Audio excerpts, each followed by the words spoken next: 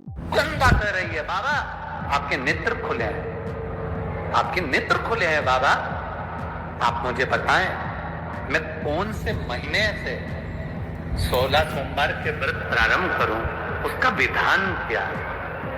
क्या विधान? कहा भगवान वर्णन करे।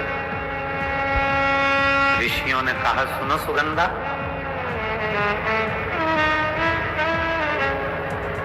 ये 16 सोमवार का व्रत कोई साधारण नहीं है। सुगंधा, संतान की प्राप्ति के लिए अगर 16 सोमवार का व्रत उठाया जाता है तो श्रावण के पहले सोमवार से उठाया जाता है। कब से उठाना चाहिए? श्रावण का पहला सोमवार। सुनो सुगंधा, यदि कोई विशेष बीमारी हो गई, बहुत रोग हो गया, तकलीफों में जिंदगी चल रही हो, बहुत कष्टप्रद जीवन चल रहा है, तो बैसाख के महीने के पहले सोमवार से 16 सोमवार का व्रत उठाना चाहिए। और सुनो सुगंधा, उत्तम वर, उत्तम घर, व्यापार, व्यवसाय, नौकरी, पद, प्रतिष्ठा,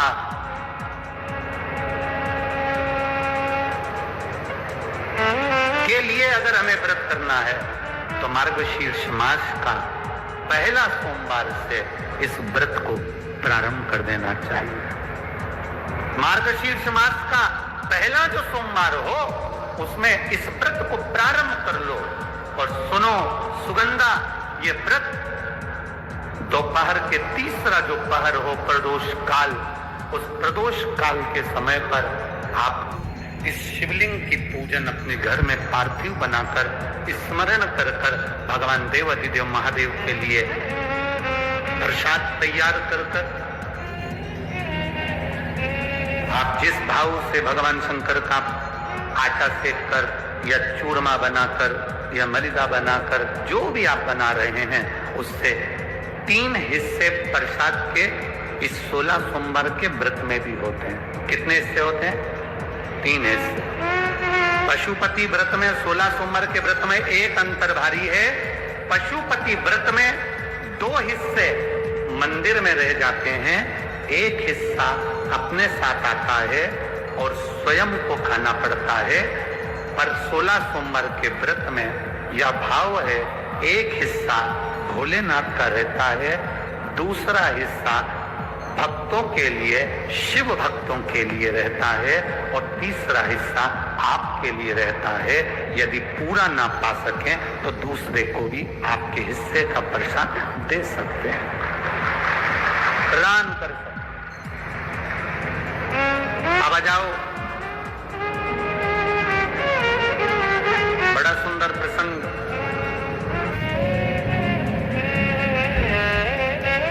नरसिंह पुराण का आता है।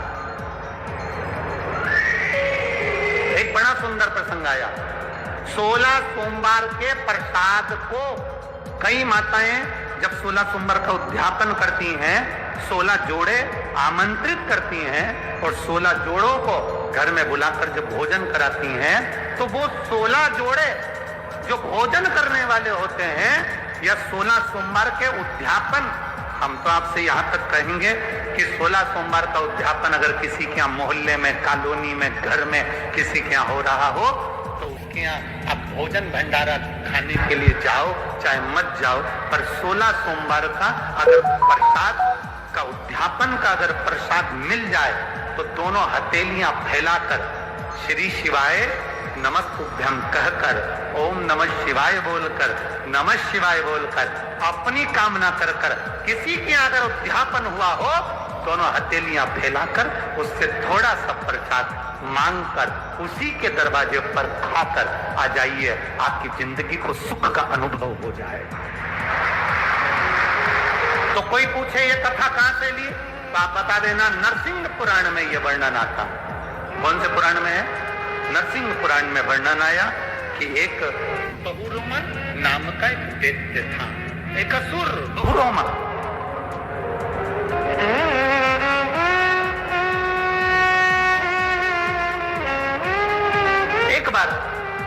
बहुरोमा नामक का ये दैत्य, ये असुर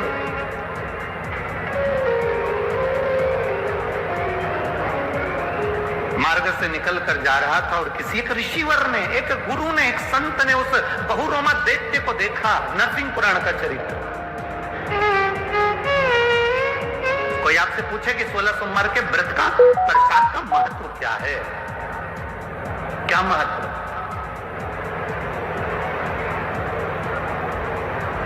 बहुत ध्यान देना, यहां पे माताएं पशुपति व्रत करती हैं।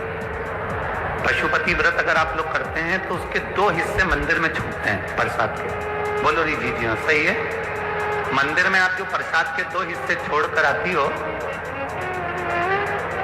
बहुत सारी माताएं व्रत करती है और वहां प्रसाद के हिस्से रखे रहते हैं। मंदिर का पुजारी हो, मंदिर के पंडित जी हो, या मंदिर की कोई नारी, कोई पुरुष, कोई बच्चा, कोई बड़ा, उस प्रसाद को एकत्रित कर लेता है और उस प्रसाद को जो भक्त लोग दर्शन करने आते हैं, जिनका पशुपति व्रत नहीं रहता, या जो दर्शन करने आए, या गांव के बच्चे हों, नगर के बच्चे हों, कॉलोनी के बच्चे हों, उनको वो प्रसाद जो वितरण किया जाता है, शिव महापुराण की कथा कहती है, हजारों हजारों अश्वमेध यज्ञ का जो फल प्राप्त होता है वो मात्र वो प्रसाद के वितरण से, उसके पाने से प्राप्त हो जाता है। आप लोगों में से कोई माता ने करा कभी ऐसा? अगर कोई प्रसाद चढ़ा कर गया पशुपति नाग व्रत का, 2 हिस्सा छोड़ कर गया, और बहुत सारी माताओं ने छोड़ दिया और वो सब चली गई, उसके बाद वो प्रसाद रखा रहता है, तो उसको एक तसले में, एक पात्र में एकत्रित करना चाहिए और उसको बांटना। हजारों अश्वमेध यज्ञ के फल के बराबर वो पुण्यता पशुपति नाग के व्रत को वितरण करने की, उसको पाने की।